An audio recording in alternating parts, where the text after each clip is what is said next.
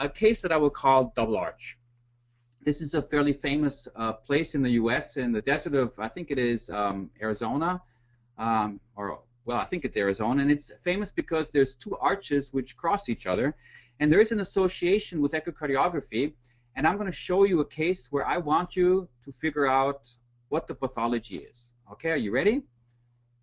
This is the first image. It's a suprasternal view. You can clearly appreciate what you see here. I think most of you are familiar with this view. Here we have the aorta. We have the branches that come off the aorta. But my question to you is, what is this here? What kind of a structure is this? Okay, I'll give you another image so you can maybe solve this mystery. We've got flow. Remember, red means we have flow towards the transducer, blue away from the transducer. So this is kind of a turbulent flow. There's a bit of red and a bit of blue. Here we only have blue. Maybe you can make something out of the pattern, the way that color appears in this image. And here is the pulse wave Doppler for you. First, the pulse wave Doppler in the aortic arch.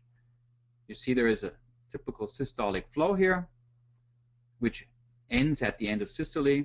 Then there's a bit of flow right here at diastole. And now let's take a look at the other vessel.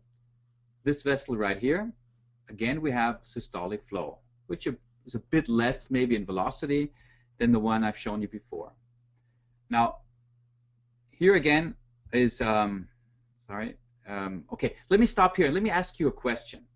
Because now here you have certain options that you have. You can actually vote for the right answer. And Oliver is going to put up the question for you. And the question is, what is the structure underneath the aortic arch? Remember the two vessels we saw? The one was the aorta, we think, and the other one was what? Is it a second aorta, like a double aortic arch? Is it just a pulmonary artery? Or maybe we see the left subclavian vein or artery? Or is it a persistent superior vena cava that we're imaging from a unique position that kind of appears the way it appears here? Okay, so I'll give you some time to answer. You have this panel somewhere on your screen where you can simply click the right answer, and we'll get all these answers from you, and then we'll post the correct answer. But I'll just give you a bit more time to answer. I see that only half of you have answered so far.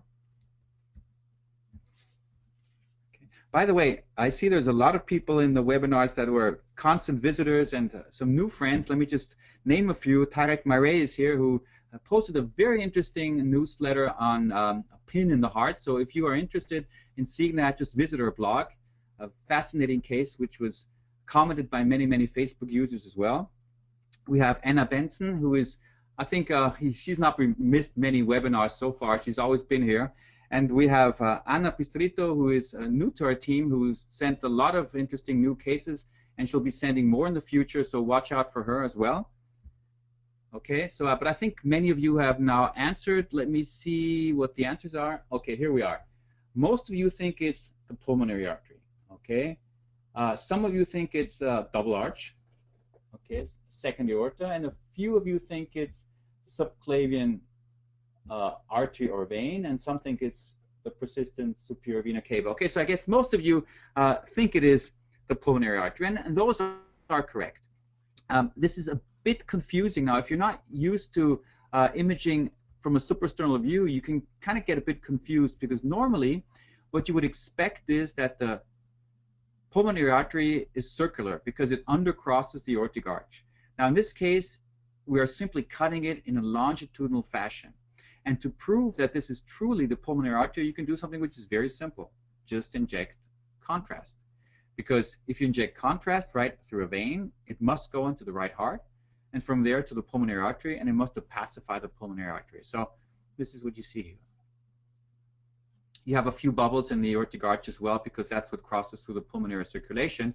But in essence, it's just nice to see that this is a completely normal anatomy. The only question left is, why do we see the red flow in the aorta? Let me go back to that right here. Well, here it is. 1 second. Well, the reason is very simple. The patient also has aortic regurgitation. That's where we have flow back towards the heart here. Okay, you can see that here in the post-wave Doppler as well. There's retrograde flow. This is the way we quantify aortic regurgitation, or at least one of the features we use to quantify aortic regurgitation.